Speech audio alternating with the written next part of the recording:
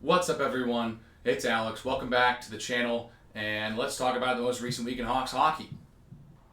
This season's been incredibly weird. The Hawks have just played well against certain teams and have just stunk against most competition in this league.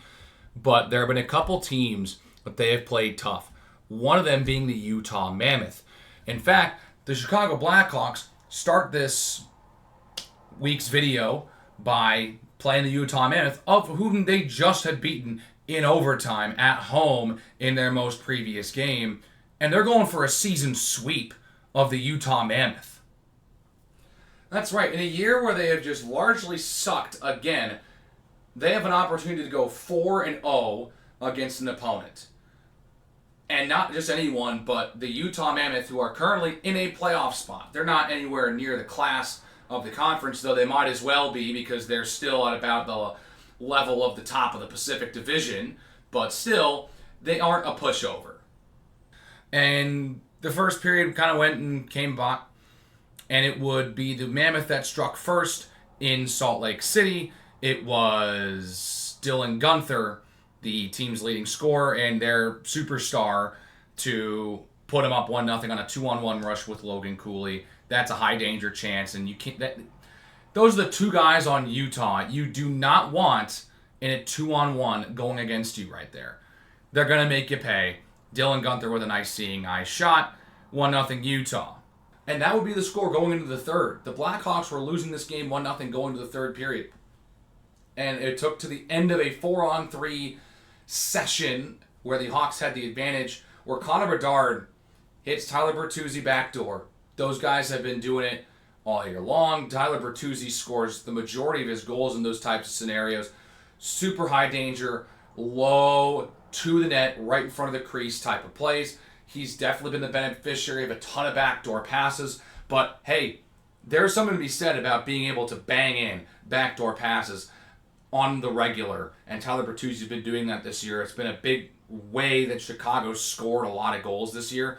So that's a nice one to pick up. And then it would be Frank Nazar to put the Hawks up 2-1 on a bit of a weird play. A shot from Bertuzzi gets kicked out by Karel Vejmelka. And then Teuvo Teravainen knows he can't get his stick on it, so he decides to kick it, which is legal. You can kick it as long as you don't kick it into the net. He kicks it out to the side where there's an open side, and Frank Nazar, being fast and young, is able to swerve his hips and twist right in front of the net and then extend the stick and pretty much just whack at it like a baseball bat on the ground. Just whoosh, come all the way around, and it goes right in the back of the net, and the Hawks lead 2-1. And if you thought it was just going to be that easy, no, the Hawks had the lead in the third period. They got to defend a lead. They haven't been doing that very well all year. JJ Peterka is the one who ties it up for Utah with about 6.5 to go. And so this one would go to overtime. And both teams had their fair share of chances in overtime. Mikhail Sergachev had a chance for Utah. Bedard had a chance initially. Nick Schmaltz had a good opportunity. Some people were wanting a penalty on Connor Bedard on that play, but if you look at the replay, Connor Bedard does kind of hit his skate a little bit, but Schmaltz doesn't fall over until after he runs into Spencer Knight as he tries to tuck it in by him, which doesn't happen. And then with about 1.5 minutes left in overtime, the Hawks get possession, and it's Connor Bedard, Alex Vlasic, and Nick Lardis on the ice.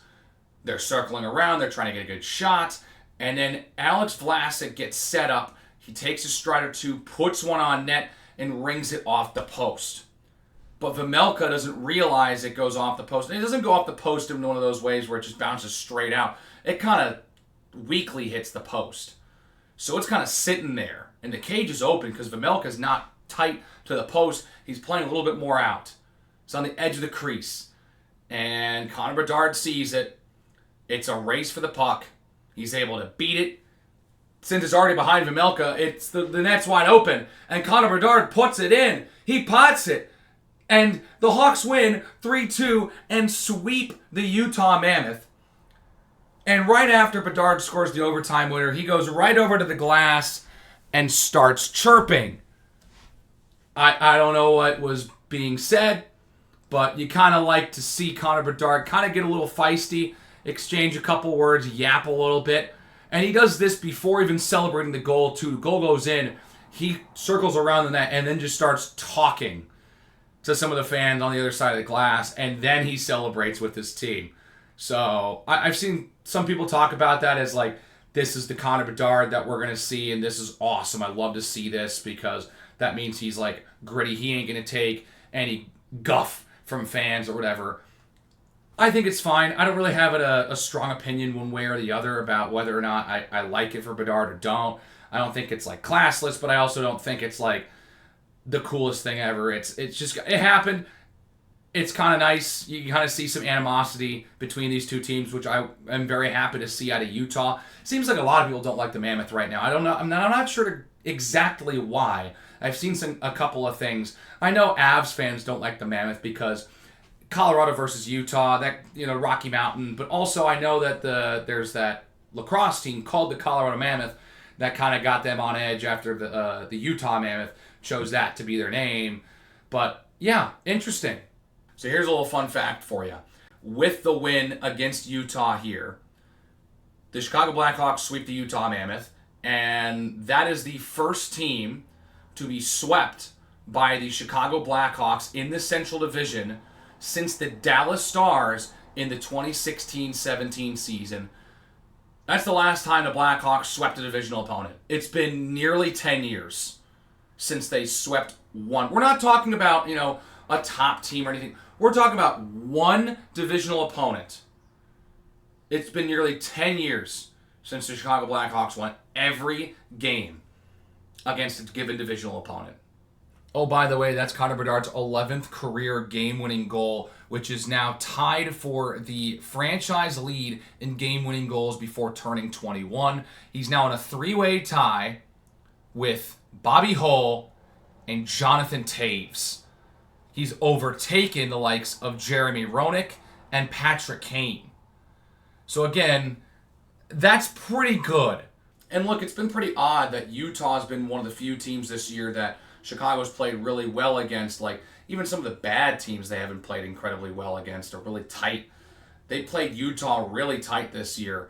And here is Utah Mammoth head coach Andre Tourigny talking about what made Chicago such a tough team to play this season. This is from Cole Badgley. I'm going to throw this up on the screen. Or maybe it's Cole Bagley. My apologies, Cole, if I got that wrong. But here's a quote. Yeah, they're a better team than people think. Look at their game before they had played us last game.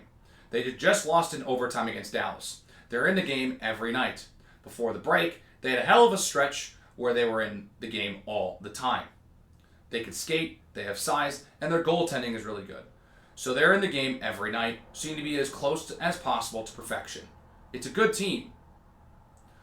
Pretty high praise from a coach in a playoff spot right now. There's a little bit more to the quote, but I don't need to go into the intricacies yet. But, just the concept of a playoff caliber team, their head coach commending and, praising a team who is at the bottom of the standings again. Talking about them being pretty gritty and having a lot of good players. And to me, this is one of those moments where it's like, they're really bad, but also they're super young. After the trade deadline, they became, if I'm not mistaken, the youngest team in the National Hockey League. So it explains quite a bit that they kind of suck, but you can also say, like, hey, we have a pretty good future coming up with Bedard and Nazar, and I've talked about the future a lot. We'll talk about it more a little bit later, but very interesting to hear that from the coach of the Mammoth. And with this win, the Chicago Blackhawks matched their point total from last season. There are 17 games to go after their win against the Utah Mammoth. So again, while they're still a bad hockey team, it's not as bad as it was. So there's a little bit of progress being made, but obviously you want to see more. Anyways, their next game would be against the Vegas Golden Knights, a team they have historically played pretty bad against because the Hawks have majorly been pretty bad since the Vegas Golden Knights became an NHL franchise. They're looking to change that going forward, but that's just the case. They're going to go play in Vegas, and they're down 3-0 in the first. Awesome. Like, I don't really know what to talk about from this one. They went down 3-0 in the first period. It was pretty much over at that point. There were some really nice plays. Noah Hannafin, beautiful pass to Rasmus Anderson. He snipes a pass, Spencer Knight. And, it's sometimes you're just overmatched. The Vegas Golden Knights have a lot more talent than the Chicago Blackhawks do.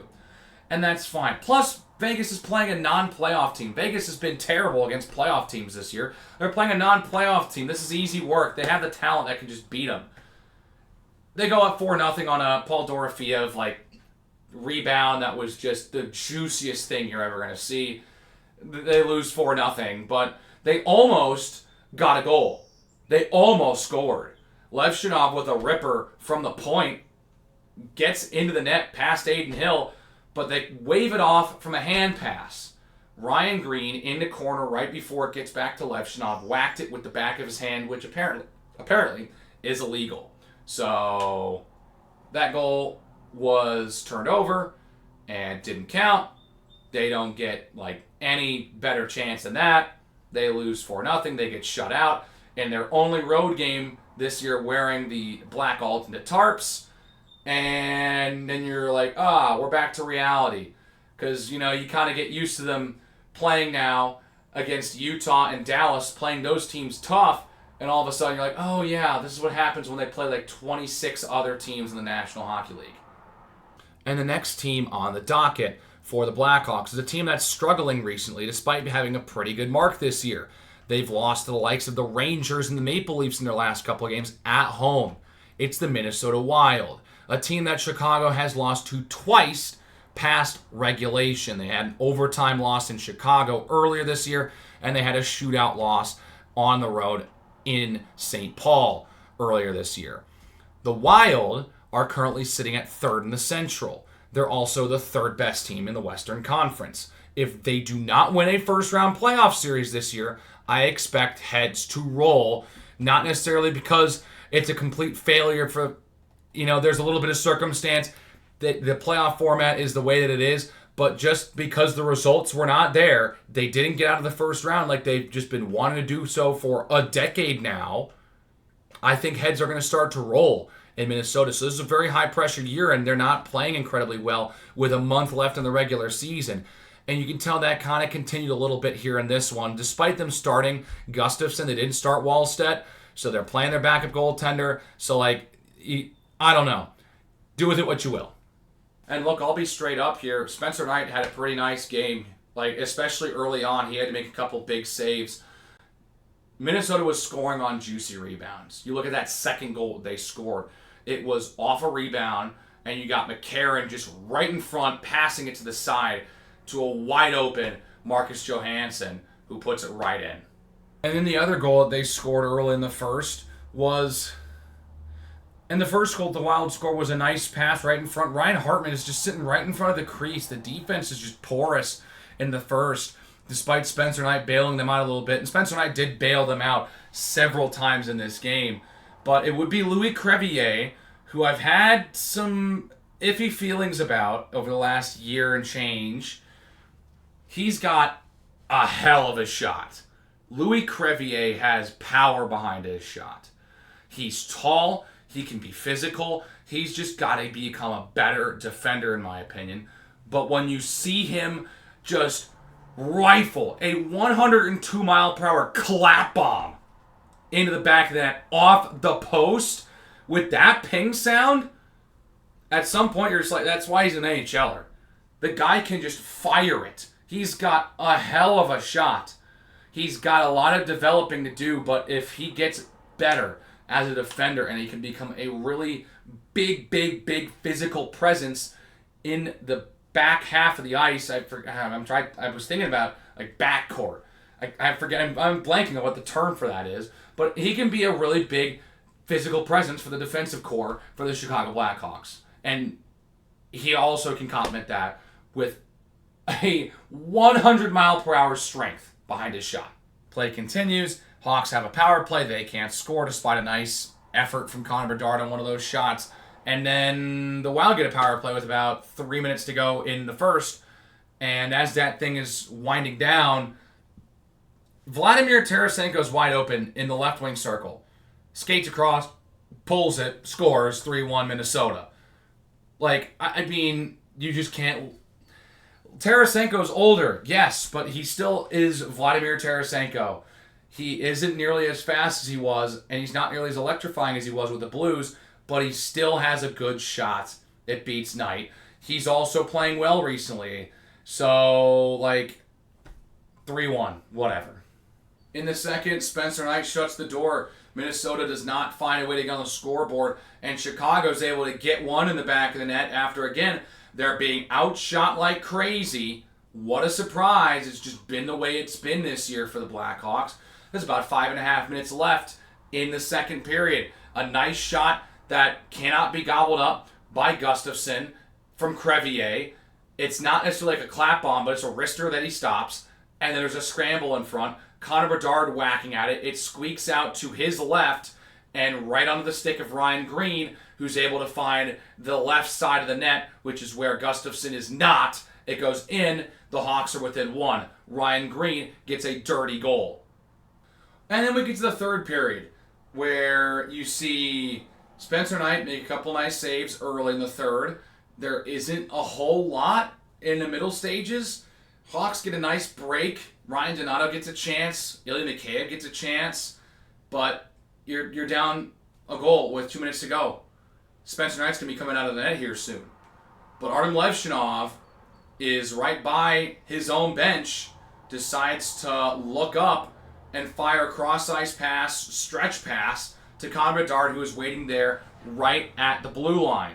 He starts skating ahead, and guess who starts racing by? Brock Faber, of all defenders. Frank Nazar. Great pass from Connor Bedard. Frank Nazar ties the game. Woo! We get some Bedsy to Nazar action. We've been waiting to see a goal like that for a long time this year. They have just not been in the same situation. They haven't been able to connect in these type of ways as they were able to towards the end of last season. And that's because both these guys have been hurt this season at some point. Then you had Nazar on that massive goalless drought. Feels like he's finally finding his stride again. And that's a big-time goal late in the hockey game, at home, against a playoff contender. That is what I want to see from our two stars and what you think is going to be the duo going forward. The game goes to overtime. The Wild dominate puck possession in overtime. It's just a matter of time at that point. The puck comes back up top to Matt Zuccarello, and he puts it by Spencer Knight about 1.5 minutes in overtime. The game's over, and the Hawks lose. So, whatever. Because as we get to the final month of the season, wins and losses don't really matter as much. I know that might be weird for some people to hear, but in my opinion, wins and losses don't matter as much. There's some draft positioning, okay, but like, the Hawks aren't winning the draft lottery. I say that, and the Islanders won the draft lottery last year as they were the 10th worst team in the National Hockey League. Anything can happen. Why am I even saying this? But at the same time, you want to see goals like that, Connor Bedard to Frank Nazar, that those things you're going to remember more than the games that they just get blown out in. You want to see something that you can grasp on in the offseason from these young guys. And it's the important thing. The thing is, we've been doing this for like 3 years now. We're at this point, we're in March, and all we're sitting here is like, yeah, they suck again. Well, I mean, all we have to look forward to is seeing if the young guys get a chance and see if they can develop, make some cool plays, get us excited about next year. Look, you know this is what we're going to be looking for when Alex Vlasic is the longest tenured Blackhawk, and he's still really young too. The veteran presence hasn't been here each individually for super, super long, but they're important, you know, but it's just, maybe this is a product of the fact that our rebuild was delayed for a couple years because, well, Stan Bowman wanted to keep the gang back together, so he made trades to get back the guys from the dynasty years, even though they're not nearly as good as they were, making bad trades in the process, Panarin, and, you know, single-handedly ruining the future for this program for a while, because look what's happened since Stan Bowman left the organization. Kane and Taves, once they left, Now, apparently, this organization feels like it's time to be able to just strip everything down and fully rebuild again for some reason. But obviously, the past is the past. Can't dwell on it too much now. They got to look forward to what they can do in the future. And I'm hoping that I can see some really cool stuff, not only from Bedard and Nazar, but I want to see some Alex Vlasic stuff. I want to see Louis Crevier continue to play well. I hope that that can be like one of the better, maybe the top defensive pairing going forward. I want to see guys like Ryan Green, Oliver Moore, Nick Lardis get great opportunities. I want to see Kevin Korchinski get called up from Rockford and see what he can do maybe on a third pair or something. I want to see these guys develop and get some NHL playing time. So the Hawks will continue to play some divisional teams. They get the Wild again on the road this time. Then they'll come back home to play the Avalanche for the final time this season. And it's the final time they'll be wearing the black alternates. And then they wrap up the week's action with the Nashville Predators. Or at least that's when I'm going to make my video after that game, because then they go on an Eastern U.S. road trip to go visit teams like New Jersey, Philadelphia, and the Islanders/Rangers. So we'll group all that into one video. We'll have this little divisional bubble again next week. So hit the like button if you enjoyed it, and hit the subscribe button if you really did and want to see more content from me. Keep the conversation going on in the comment section below. Let me know what you think about some of these young guys for Chicago, and if this is the group and some of these young guys are the core going forward. And without further ado, I'll see you all in the next one.